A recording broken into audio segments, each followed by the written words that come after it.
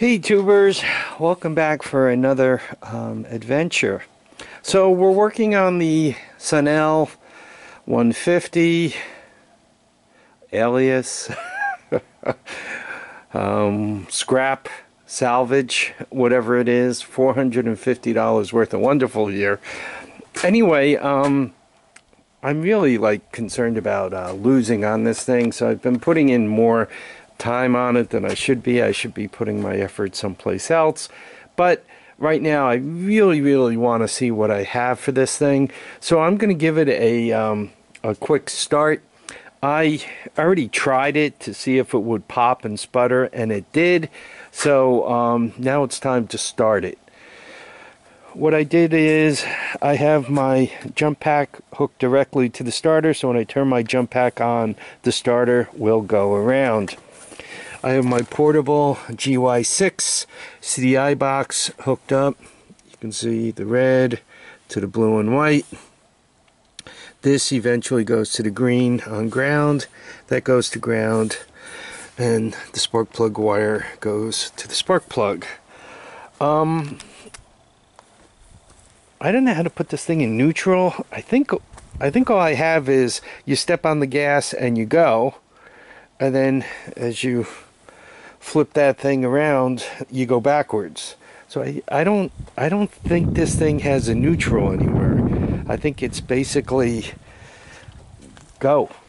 So anyway, let me keep the camera close and you'll hear what I hear and you'll kind of see what I see.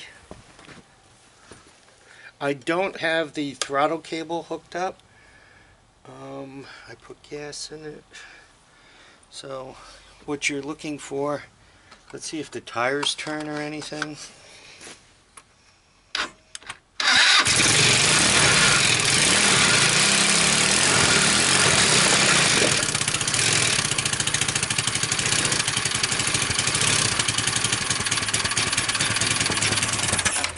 I don't know if you saw that, but the tire actually turned and everything.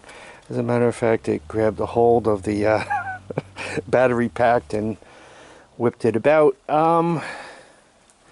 So, looks like we have a runner, and it looks like the tires turned. So it really is a matter of putting together an ignition system for this thing. I didn't notice a lot of smoke. You guys don't see any smoke. I mean, if it was blowing smoke, I would have got a face full of it. So I don't think it's doing that. I think when I gave it gas, the tires turned. So this might be working its way toward a winner. I ended up rebuilding, cobbing together, whatever, however you want to describe what I did with the carburetor. I took it apart. And the carburetor had a couple of problems. The low-speed idle, it's a recessed adjustable needle valve, and the carburetor seemed to be damaged or something.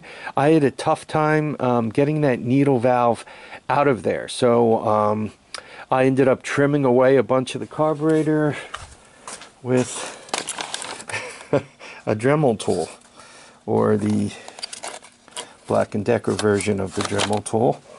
So I did that, and I guess it turned out okay. Then I also had trouble with the float, that little needle valve thing that one side is tapered and it's got kind of a rubber plug on it, and the other side has kind of a spring plunger on it. The spring plunger was stuck. So I couldn't do anything with that. I ended up, I pushed it in, it stayed in. I couldn't get it to pop back out. The spring wasn't strong enough to push it back out. So I just adjusted the, on the carburetor where the float is, you know, that little tab thing. I just kind of bent it to make up for it.